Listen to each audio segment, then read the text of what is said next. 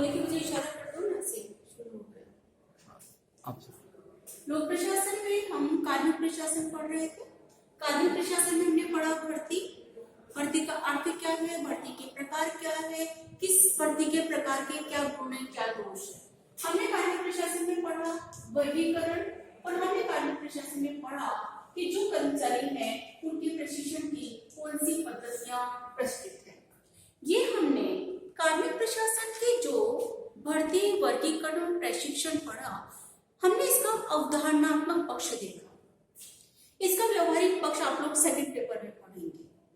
आज हम कार्मिक प्रशासन में एक नया टॉपिक ले रहे हैं, पदोन्नति, प्रमोशन।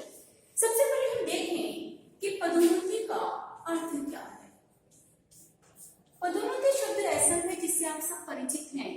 आपने जरूर कभी ना कभी सुना होगा कि घर में इसका प्रमोशन हो गया है, या पापा का प्रमोशन हो गया, या भाई का प्रमोशन, या पड़ोस में किसी अंकल का प्रमोशन। आखिर प्रमोशन का मतलब क्या है? हम पूरे सेशन से लोक प्रशासन पढ़ रहे हैं। लोक प्रशासन में हमने कुछ मूलभूत बातें समझी, जिसमें हमने एक बात समझी थी, सिद्धांत समझा था, पद सोपान। पहले हम देखते हैं कि लोक प्रशासन में हम जिस संगठन के बारे में पढ़ते हैं, वह संगठन पद सोपान में वहां कार्मिकों की नियुक्ति होती है। पदों की एक श्रृंखला है, उच्च पद है, उसके अधीनस्थ पद है। तो पदोन्नति क्या है कि निम्न पद से कर्मचारी को उच्च पद पर भेजना। अगर ये व्यक्ति, एक पद है, व्यक्ति नहीं, एक पोस्ट है, यहाँ काम करने वाला कोई एक्स व्यक्ति अब डी पोस्ट पर पहुंच जाता है, तो ये पदोन्नति है। ये डी पोस्ट पर पहुंचा, क्या हुआ? इसका पद बढ़ गया। एक असिस्टेंट प्रोफेसर एसोसिएट प्रोफेसर बन गया, पद बढ़ गया। लेकिन केवल पद ही ऊंचा नहीं हुआ, पद के साथ इसका वेतन भी बढ़ गया। अरे दो बातें हैं, पद ऊंचा हुआ और वेतन बढ़ा। कर्मचारियों का वेतन तो वैसे भी हर साल बढ़ता है, वेतन वृद्धि लगती है, लेकिन वेतन वृद्धि लगने से पद नहीं बढ़ा, तो ये पदोन्नति नहीं है। वेतन वृद्धि लग रही है लेकिन पदोन्नति नहीं है। पदोन्नति कब कही जाएगी? जबकि पद के साथ साथ वेतन के साथ साथ पद भी बढ़ता है। असिस्टेंट प्रोफेसर एसोसिएट प्रोफेसर बन गया, पदोन्नति हो गई। एसोसिएट प्रोफेसर प्रोफेसर बन गया, पदोन्नति हो गई। या प्रिंसिपल बन गया तो पदोन्नति हो गई। जहाँ पद ऊंचा हो रहा है और वेतन भी ज्यादा हो रहा है, वो पदोन्नति है। या एक बात और देखनी है कि जब किसी कर्मचारी का पद बढ़ जाता है, उसको उच्च पद पर भेज दिया जाता है, उसकी पदोन्नति हो जाती है, तो उसके उत्तरदायित्व भी बढ़ जाते हैं। एक प्रोफेसर है, पढ़ा रहा है, प्रिंसिपल बन गया, पूरे कॉलेज का प्रशासन संभाल रहा है। वही प्रिंसिपल अगर जॉइंट डायरेक्टर बन गया है, तो वो राज्य के जितने कॉलेजेस हैं उनका प्रशासन संभाल रहा है। तो पदोन्नति के साथ साथ उत्तरदायित्व बढ़े, ये हमको कौन समझा रहा है? हमारे लोक प्रशासन में एक विद्वान भी हैं जिन्होंने बहुत परिभाषाएं दी हैं अलग अलग अवधारणाओं की, जिनमें एक है एलडी वाइट। आप किताबों में पढ़िए, फिलोगी साहब ने पदोन्नति को समझाया है। तो एलडी वाइट आपको समझ रहे हैं कि एलडी वाइट सर पदोन्नति के बारे में क्या समझाते हैं। एलडी वाइट कहते हैं कि पदोन्नति क्या है? एक पद से दूसरे पद पर नियुक्ति, एक पद से दूसरे पद पर नियुक्ति। जब किसी कर्मचारी को एक पद से दूसरे पद पर नियुक्त कर दिया जाता है, तो एलडी वाइट इसको पदोन्नति कहते हैं, लेकिन वो दूसरा पद उच्चतर पद होना चाहिए। उच्चतर पद पर अगर पदोन्नति है, उच्चतर पद पर अगर कर्मचारी को भेजा जा रहा है, तो वह पदोन्नति कहलाएगी। समान पद पर अगर भेजा जा रहा है तो पदोन्नति नहीं कहलाएगी। एलडी वाइट कहते हैं कि जब एक कर्मचारी एक पद से दूसरे पद पर, कौन सा दूसरा पद? जो पद उच्चतर है, इस उच्चतर पर भेजा जाता है किसी कर्मचारी को, तो क्या होता है? इसके जो दायित्व है, ये दायित्व पहले से जटिल हो जाते हैं। तो क्या मैम, ये क्या दायित्व पूरी तरह बदल भी जाते हैं क्या? बिल्कुल बदल जाते हैं। जैसे ऐसा है कि, हाँ, कि कोई शिक्षक है, उसको प्रिंसिपल जब बना दिया जाता है, तो वो शिक्षक जो उसके जो मूल जिस पद पर उसको नियुक्ति की गई थी वो तो बदल जाएगा। बिल्कुल बदल जाएगा, बिल्कुल। वो शिक्षक है तो केवल पढ़ा रहा है, पढ़ा भी क्या है, एक सर्टेन सिलेबस जो उसको दिया गया, उसका दायित्व है अपने सिलेबस को पूरा करवाना, ये उसका मुख्य दायित्व है। लेकिन जैसे वो प्रिंसिपल बना उसका दायित्व बढ़ गया, तो जितने और शिक्षक है कॉलेज में वो अपने दायित्व को ठीक ढंग से संपादित करे। राज्य सरकार जैसे आजकल नवाचार बहुत हो रहे हैं, आपकी क्लास रिकॉर्ड हो रही है नवाचार, राज्य सरकार जितने नवाचार हमें भेज रही है उन नवाचारों को ठीक ढंग से लागू करना प्रिंसिपल का दायित्व हो गया। लेकिन शिक्षक केवल पढ़ा रहा है, प्रिंसिपल देख रहा है कि नवाचार लागू हो रहे हैं या नहीं हो रहे, दायित्व बढ़ गया। यही प्रिंसिपल प्रमोट होकर अगर कमिश्नरेट में चला जाए, यही प्रिंसिपल अगर संयुक्त निदेशक बन जाए, तो अब इसके दायित्व कॉलेज से ज्यादा राज्य में जितने कॉलेजेस है उनको मॉनिटरिंग करना हो गया। तो जब पद बढ़ेगा तो निश्चित रूप से दायित्व जटिल होंगे, एलडी वाइट कह रहे हैं, दायित्व जटिल भी होंगे और दायित्व की प्रकृति जो है वो प्रकृति बदल जाएगी। शिक्षक केवल पढ़ा रहा है, उसके पढ़ाना कार्य की प्रकृति है। लेकिन जैसे आपने भी बताया था कि असिस्टेंट प्रोफेसर से असिस्टेंट प्रोफेसर को बनता है तो भी बदौलती है, दायित्व तो नहीं बदली, प्रकृति तो नहीं बदली, कार्य की मूल प्रकृति नहीं बदली, वो शिक्षक ही है। ठीक है, ये कॉलेज एजुकेशन में है, एक विशेष, हम क्योंकि कॉलेज एजुकेशन में पढ़ रहे हैं तो एक विशेष स्थिति में हम पढ़ रहे हैं कि यहाँ मूल काम है शिक्षण। जब मूल काम शिक्षण है तो चाहे वो प्रोफेसर है, चाहे वो एसोसिएट प्रोफेसर है या असिस्टेंट प्रोफेसर है, पढ़ा रहे हैं, पर आप देखिए उनके साथ उनके रिसर्च की जिम्मेदारी जुड़ गई है, वो रिसर्च करवा रहे हैं, अनुसंधान जुड़ गया जो असिस्टेंट प्रोफेसर के पास नहीं था, एसोसिएट प्रोफेसर के पास। प्रोफेसर बन जाएंगे तो और दायित्व का अनुसंधान संबंधी बढ़ जाएगा, क्योंकि हमारे डिपार्टमेंट की प्रकृति एक विशेष है, एक हम विशेषज्ञ हैं, हम सामान्य नहीं हैं। सामान्य की स्थिति ऐसी होती है कि जैसे जैसे वो ऊंचे पद पर पहुंचेगा, ये मूल कार्य तो प्रशासनिक ही रहेगा, लेकिन उसके मॉनिटरिंग का काम बढ़ जाएगा, उसको डिसीजन मेकिंग करनी होगी, निर्णय का काम जो आज तक निर्णय में वो ले रहा था, लेकिन जैसे व्यक्ति ऊंचे पद पर पहुंचा कुछ पर्टिकुलर निर्णय उसको लेने पड़ेंगे। एक बाबू था और उसके बाद वो कार्यालय सहायक बन गया, तो उसके दायित्व बड़े हो गए, फाइल पे नोटिंग करना, निर्णय लेना, पुटअप करना, नोटशीट चलाने, सारे उसके दायित्व हो गए हैं। तो एल्टीमेट कहते हैं कि उत्तरदायित्व बढ़ गई है, साथ में एक पद को एल्टीमेट कहते हैं पदनाम बदल जाएगा।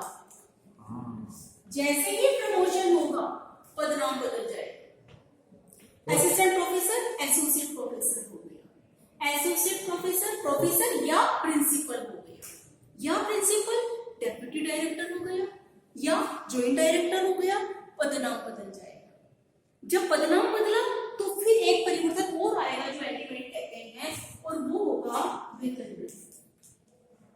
वेतन भी बढ़ेगा चाहे जितना बढ़े। लेकिन कई बार मैम ऐसा भी तो कहा जाता है कि जैसे पाते वेतन पर उनको वो पदोन्नति दे देते हैं, वेतन नहीं बढ़ता है, वो कार्यार्थ व्यवस्था है, वो केवल व्यवस्था है कि क्योंकि पदोन्नति नहीं, वो प्रशासन चला रहे हैं। अब मान लीजिए कॉलेज एजुकेशन की इस समय हम देख रहे हैं कि प्रिंसिपल्स की कितनी पोस्ट खाली है, कॉलेज चलाना है तो सरकार कार्य व्यवस्था किसी को लगा रही है, तो वो वास्तविक अर्थों में पदोन्नति नहीं है, वो केवल उनको व्यवस्था चलानी है। तो हमने एक वरिष्ठ व्यक्ति को कार्य व्यवस्थार्थ लगा दिया, पदनाम नहीं दिया। देखिए पदोन्नति वो होगी जहां एलबी वाइट कह रहे हैं वो सारी शर्तें बदली जाएगी। अब आपसे कोई पूछ ले कि पदोन्नति की विशेषताएं बताइए, ये सारी विशेषताएं हैं, एक पद से दूसरे पद पर जा रहा है, उच्चतर पद मिल रहा है, दायित्व परिवर्तित हो रहे हैं, दायित्व पहले से जटिल हो रहे हैं, पदनाम परिवर्तित हो रहा है और वेतन वृद्धि बढ़ रही है। जब इतनी सारी बातें एक साथ होती है तो वो पदोन्नति कहलाती है। ये पदोन्नति की अवधारणा थी।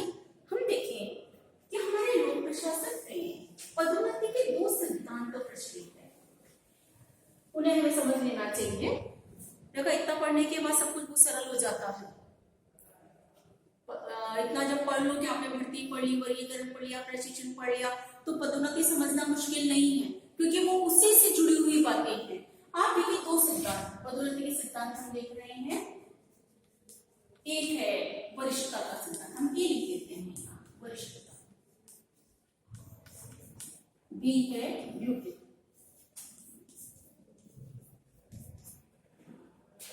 वापस हमको हमेशा ध्यान रखना पड़ेगा दो बातें। एक तो प्रशासन में जो संगठन है, संगठन में सोपान है और इस संगठन का आकार पिरामिड की तरह है। जैसे जैसे ऊपर के पदों पर हम जाते हैं ये कम होता जाता है। हमेशा हमने आपसे बात की कि ये जो उच्च पद है मुख्य कार्यपालक, इसको चीफ एग्जीक्यूटिव कह रहे हैं, चीफ एग्जीक्यूटिव। ये सर्वोच्च पद है किसी संगठन का। कोई में प्रिंसिपल है, कमिश्नरेट में कमिश्नर है, जिले में जिलाधीश है, जो भी मतलब एक स्तर पर जहां पर हर संगठन में, संगठन की बात कर रहे हैं, संगठन में जो शीर्ष पद है उसको हम चीफ एग्जीक्यूटिव कह रहे हैं, मुख्य कार्यपालक कह रहे हैं। जैसे जैसे हम किसी संगठन में ऊपर की तरफ जाएंगे संगठन का आकार छोटा होता जाएगा, छोटा होता जाएगा। इसका मतलब कि पदों की संख्या कम होती जाएगी। जैसे हम नीचे की तरफ आएंगे पदों की संख्या बढ़ती जाएगी, तो ये पिरामिड बनेगा। ऐसा क्यों किया गया मैम? कहते हैं कि ऊपर संख्या कम है। देखिए ऊपर जो है मॉनिटरिंग का काम है, डिसीजन मेकिंग का काम है। अगर डिसीजन मेकिंग के लिए हम बहुत सारे लोगों को रखेंगे तो कभी भी प्रशासनिक नीतियों का क्रियान्वयन नहीं हो सकता। अलग अलग निर्णय लेने वाला एक ही होना चाहिए ताकि उसकी क्रियान्वयन सफलतापूर्वक हो सके। जो निर्णय ले रहा है वही अगर मॉनिटरिंग करेगा तो वह मॉनिटरिंग उसको पता है कि उसने जब निर्णय लिया तो उसके दिमाग में क्या सोच चल रही थी, उसका उद्देश्य क्या था, वो बेहतर जानता है कि वह सब, और उसको में वो गुण है, वो प्रतिभा है, वो योग्यता है।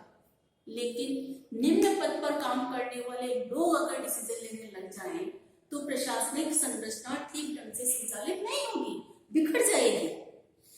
पहली बात। दूसरी बात, नीचे के स्तर पर बहुत सारे आदेशों की पालना करनी होती है, तो ज्यादा आदेश, क्रियान्विति का स्तर वास्ट हो गया है तो ज्यादा लोग चाहिए हमें, सीधी सी बात है। प्रिंसिपल है बहुत ज्यादा, टीचर से ज्यादा, क्योंकि इतनी क्लासेस है, इतना सिलेबस है। तो इसलिए किसी भी संगठन को देखिए नीचे के स्तर पर कर्मचारियों की संख्या ज्यादा होगी, जैसे जैसे ऊपर बढ़ते जाएंगे संगठन से उड़ता जाएगा। इसलिए हम कहते हैं कि संगठन का आकार पिरामिड की तरह है। हमने कहा पदोन्नति में निम्न पद से उच्च पद पर व्यक्ति जा रहा, कैसे जाए? सिद्धांत का मतलब हुआ कि कैसे तय हो कि निम्न पद से व्यक्ति उच्च पद पर भेजा जाए, किसको भेजा जाए? निम्न पद पर तो बहुत लोग काम कर रहे हैं, समय का काम करता हूँ, तो एक बिल्कुल जिसको जानकारी हो, सरकार का हो, जिसको लगता है कि वो कर सकता हो। यस, इसको हम कहते हैं वरिष्ठता का सिद्धांत। वरिष्ठता के सिद्धांत का मतलब हुआ कि एक संगठन में निचले स्तर पर जितने कर्मचारी कार्य कर रहे हैं उन कर्मचारियों में जिसको सबसे ज्यादा कार्य का अनुभव हो उसे उच्च पद पर भेज दिया जाए। इतने लेक्चरर्स है राजस्थान में लगभग 4000। अब प्रिंसिपल बनाएंगे तो प्रिंसिपल तो हमें 4000 नहीं चाहिए ना, प्रिंसिपल तो हमें चाहिए मान लीजिए 250-300। तो वो जो वरिष्ठता की लिस्ट बनी हुई है, सीनियरिटी लिस्ट, बहुत प्रसिद्ध शब्द है जो आपने सुना होगा, इसमें 1 से लेकर 300 तक जितने हमारे प्रोफेसर्स हैं उनको पदोन्नति दे दी जाएगी। ये वरिष्ठता है कि जो पहले नौकरी में आया, यहाँ वरिष्ठता का मतलब अच्छा, फर्स्ट कम फर्स्ट सर्व का सिद्धांत भी लागू है। यहाँ वरिष्ठता को हम सिर्फ आयु से ना जोड़ें। कई बार ऐसा होता है कि किसी व्यक्ति की नौकरी 1.5 से लगी तो वो कनिष्ठ रह गया, किसी व्यक्ति की 20-21-22 साल की उम्र में नौकरी लग गई वो वरिष्ठ हो गया। वरिष्ठ मतलब कार्य अनुभव से ही मतलब हम कंफ्यूज करते हैं स्टूडेंट्स कि वरिष्ठता का मतलब सिर्फ उम्र से ही लगाते, उम्र भी है लेकिन केवल उम्र नहीं है। यह मूल बात है सेवा में आए सबसे पहले संगठन में वो कब आया, यस संगठन में कब आए, और जिस संगठन में आपको पदोन्नति मिल रही उस संगठन में कब आए, ये वरिष्ठ। योग्यता क्या है, ये वरिष्ठ समझ के योग्यता। योग्यता का मतलब हुआ कि जितने भी लोग संगठन में कार्य कर रहे हैं उनमें उच्च पद पर पहुंचने के काबिल कौन है, किसमें वो काबिलियत है कि वो उच्च पद के जटिल दायित्वों का निर्वहन कर सके।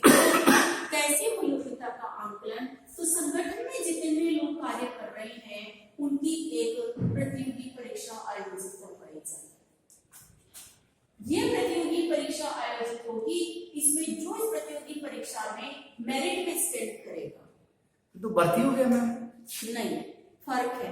भर्ती में जब आप भर्ती पढ़ रहे थे तो भर्ती में आपने पोस्ट डिक्लेयर की और कोई भी व्यक्ति इसमें अप्लाई कर रहा है जिसके पास मिनिमम क्वालिफिकेशन। अच्छा यूं। ठीक है, एमए किया, नेट किया, लेक्चरर बन गया, लेकिन वो प्रिंसिपल नहीं बन सकता।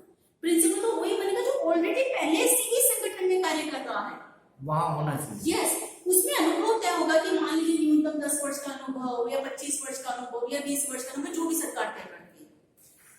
अब जैसे हमने क्या कर लिया कि न्यूनतम 20 वर्ष का अनुभव जिसका होगा वो प्रिंसिपल बन सकता है। कल्पना मान लीजिए 20 वर्ष का अनुभव तो बहुत सारे लोगों को है, तो जितने लोगों को 20 साल का अनुभव है क्या हम सबको प्रिंसिपल बना दें? इतनी तो पोस्ट ही नहीं हमारे पास। तो जिनको 20 साल का अनुभव है उनके लिए हमने एक परीक्षा आयोजित की और उसमें जिसने मेरिट होल्ड की, मेरिट पर जो आया उसको हमने प्रिंसिपल बना दिया। ये क्या है? योग्यता। तो जब हम कहते हैं कि योग्यता के आधार पर पदोन्नति, तो ये प्रतियोगी परीक्षा उन कर्मचारियों के बीच में होती है जो पहले से ही संगठन में है। ये बाहर के लोगों के लिए नहीं होती। अगर बाहर के लिए होगी तो वो डायरेक्ट रिक्रूटमेंट हो जाएगा, प्रत्यक्ष भर्ती पड़ा था। ये जो पहले से संगठन में कार्यरत है उनके बीच में प्रतियोगी परीक्षा होगी। तो वरिष्ठता जिनको अनुभव ज्यादा है और उनमें योग्यता कितनी है या नहीं है, कम है या ज्यादा, इस पर कोई विचार नहीं किया जाएगा। वरिष्ठता है और उन पर कभी कदाचार का आरोप नहीं लगा है। कदाचार से कोई मतलब भ्रष्टाचार का आरोप, अच्छा, या कुछ भी जो हमारे राज्य की, हमारे देश की जो कर्मचारियों के लिए आचार संहिता बनी हुई है, आचार संहिता का उल्लंघन नहीं किया हो, एसीआर में गलत टिप्पणी नहीं हो। एसीआर क्या होता है? जितने भी सरकारी अधिकारी कर्मचारी होते हैं उनकी एनुअल कॉन्फिडेंशियल रिपोर्ट, वार्षिक गोपनीय प्रतिवेदन उसके चीफ एग्जीक्यूटिव के द्वारा बनी जाती है। या ध्यान रखिए, यहाँ हमने ये नहीं कहा उच्च अधिकारी के द्वारा, चीफ एग्जीक्यूटिव जो होगा। कॉलेज का चीफ एग्जीक्यूटिव कौन है? प्रिंसिपल। फिर प्रिंसिपल्स, जितने प्रिंसिपल्स उनका चीफ एग्जीक्यूटिव कौन हुआ? कमिश्नर, डायरेक्टर जो भी है। तो ये इस एसीआर में बताया जाता है कि कर्मचारी को वर्ष भर में जितने दायित्व दिए गए उन दायित्व को ठीक ढंग से निभा पाया या नहीं, उसे ईमानदारी से अपना काम किया या नहीं किया, वो संवेदनशील है या नहीं, सब बहुत सारे मुद्दे होते हैं। इनके लिए कोई जांच कमेटी बनती है, कैसे कौन करता है? नहीं, जिसकी गाइडेंस में आप काम कर रहे हैं वह व्यक्ति पूरे वर्ष पर्यंत आपको ऑब्जर्व करता है। आपने संगठन में एक सिद्धांत पढ़ा था, पर्यवेक्षण, सुपरविजन। तो सुपरविजन जब साल भर करते रहते हैं तो उनको मालूम होता है कि आपको जो दायित्व दिया गया वो दायित्व पूरा आपने किया या नहीं किया। तो इस आधार पर कर्मचारी की एसीआर भरी जाती है। हाँ, तो हम बात कर रहे थे कि वरिष्ठता में कार्यानुभव देखा जाता है।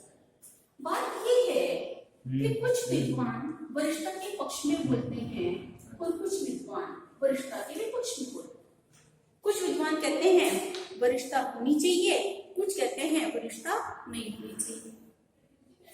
तो जो विद्वान कहते हैं कि पदोन्नति वरिष्ठता के आधार पर ही होनी चाहिए, वो अपने कुछ तर्क देते हैं, वरिष्ठता के पक्ष में तर्क देते हैं। और वरिष्ठता के पक्ष में तर्क देकर कहते हैं कि जैसे हम वरिष्ठता के आधार पर भर्ती करते हैं तो संगठन को अनुभव का लाभ मिलता है। नया व्यक्ति जब संगठन में आता है तो उसके पास कार्य करने का अनुभव नहीं होता। ज्ञान होना अलग बात है, अनुभव होना अलग बात है। ज्ञान तो है, लेकिन ज्ञान जब हम काम कर रहे हैं तो काम करते समय ऐसी परिस्थितियां पैदा हो सकती है जो हमारे पूर्व अर्जित ज्ञान से सुनना, ऐसा हो सकता है। सॉरी, वह अनुभव काम आता है। पढ़े लिखे लोग हैं, आ गए हैं, लेकिन उनको नहीं पता कि नोटशीट पर नोटिंग कैसे की जाती है या नोट से आती है। या अचानक किसी भी प्रकार का तनाव संगठन में पैदा हो गया तो उस तनाव को कैसे रिजोल्व किया जाए, कैसे वो प्रशिक्षण से लेके आते हैं। प्रशिक्षण में सैद्धांतिक बातें ज्यादा सिखाई जाती है, लेकिन प्रशिक्षण का कुछ भाग व्यवहारिक भी होता है। उसके बावजूद अनुभव जो होता है उसकी तुलना केवल ज्ञान से, प्रशिक्षण से नहीं की जा सकती। अनुभव हमेशा काम करते हुए आता है। प्रशिक्षण में आपने जैसे आईपीएस का प्रशिक्षण हो रहा है, प्रशिक्षण में बता दिया कि भीड़ ज्यादा इकट्ठी हो गई है तो आंसू गैस छोड़ो। अब आंसू गैस कैसे छोड़ी जाती है ये तो काम करके ही पता चलेगा। तो वो भीड़ पे जाके पता चलेगा उसके ऊपर लगता है। मान लीजिए आंसू गैस छोड़ी, फिर उसके बावजूद भी भीड़ कंट्रोल नहीं हो रही, तो फिर क्या करना है? ये काम करते करते व्यक्ति को आता है, ऑफिसर्स को आता है। तो जब व्यक्ति एक अनुभव प्राप्त करता है तो उसको पता है कि अगर कभी संगठन में परिस्थिति ऐसी हो जाए जो आज तक नहीं हुई थी, नई परिस्थिति पैदा हो सकती है। किसी भी संगठन में, किसी भी देश में हो सकती है। पता थोड़ी था ऑस्ट्रेलिया वैसे आग लग जाएगी। ठीक है, अभी देखिए आप लोग नोट करते हैं कि जब कभी भी थोड़ी भी तनाव की स्थिति होती है तो इंटरनेट बंद कर देते हैं। सही गलत की बात नहीं कर रहे हैं, इंटरनेट बंद कर देते हैं।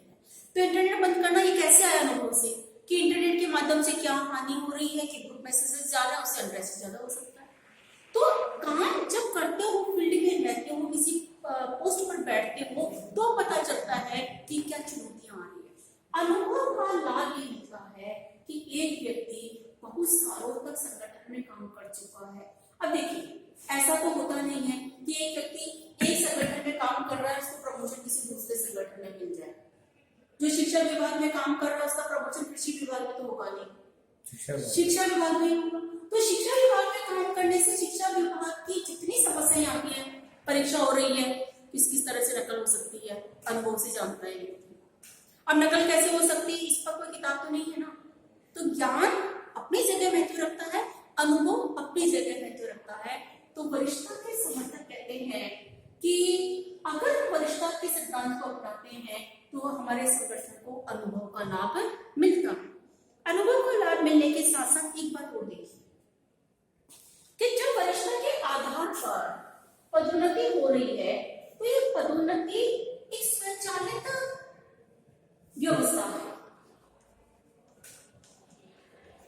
स्वचालित मतलब कि जैसे जैसे व्यक्ति वरिष्ठ होता जाएगा तो पता होता है व्यक्ति को कि अभी मेरे पहले कितने लोगों का प्रमोशन होगा, उसके बाद मेरा प्रमोशन होगा, पता होता है।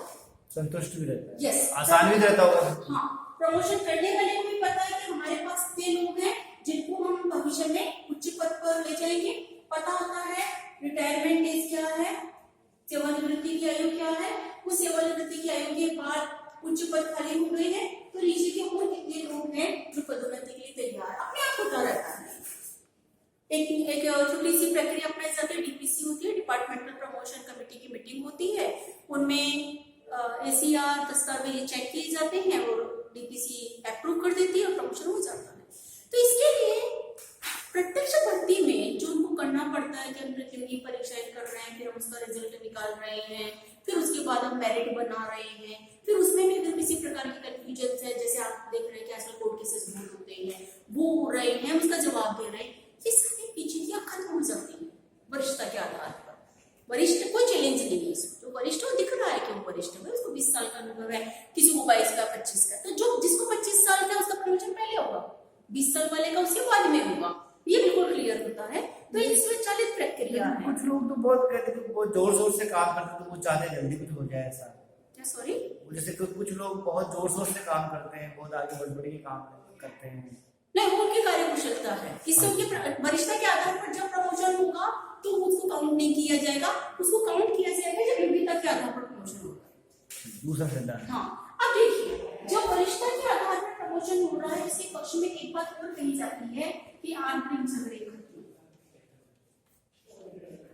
संगठन के भीतर अगर किसी प्रकार का तनाव है तो तनाव जल्दी नहीं लेगा। मनुष्य समझिए इस बात को कि जहां मनुष्य है वहां तनाव होगा, हित टकराएंगे तो तनाव तो होगा, मनुष्य का स्वभाव है। अब जैसा अभी आपने कहा कि कुछ लोग बढ़ चढ़कर काम कर रहे हैं, कुछ लोग उसकी प्रशंसा करेंगे, कुछ लोग बोलेंगे बड़ा काम का शौक है इसको, अपने आप को समझता है, नकारात्मक भी उसका फीडबैक हो सकता है, लोग उसको डिमोरलाइज करेंगे, उसके मनोबल को तोड़ने की कोशिश करेंगे। तो अब ऐसी स्थिति में जब, वो अलग बात होगी जहां पे प्रश्न पूछा था, यहाँ बात करें कि जब पता ही है कि निश्चित अवधि के बाद हमें पदोन्नति मिलनी है तो किसी भी प्रकार से आंतरिक झगड़े नहीं होंगे। एक संगठन में जितने लोग काम कर रहे हैं वो लोग काम करते रहेंगे और उन लोगों को पता है कि किस अवधि में उनके साथ किस अवधि में उनको प्रमोशन मिलना। प्रमोशन की एक लिस्ट सीनियरिटी की लिस्ट बनाई जाती है। उस लिस्ट के आधार पर पता है कि हमारा नंबर लगा सकता है झगड़े होंगे ही नहीं। तो वरिष्ठता के संबंध में जो पक्ष में कहते हैं उनका एक बात और कि जब वरिष्ठता के आधार पर प्रमोशन होता है तो मनोबल बढ़ता है। मनोबल बढ़ता कैसे? व्यक्ति को पता है कि आज वो निम्न पद पर है, वो आदेश मान रहा है, आने वाले समय में वो उच्च पद पर जाएगा और उच्च पद पर जाकर वो आदेश देगा और वो आदेश देगा तो उसके आदेश को मानने के लिए उसकी अधीनस्थ होगी। वो ज्यादा बेहतर काम करने की कोशिश करता है।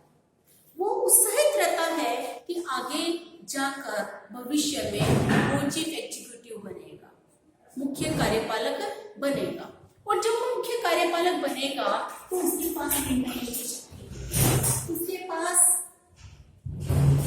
मॉनिटरिंग की शक्ति होगी, उसके पास आदेशों की अनुपालना न करने पर दंडात्मक कार्रवाई करने की शक्ति भी हो सकती है।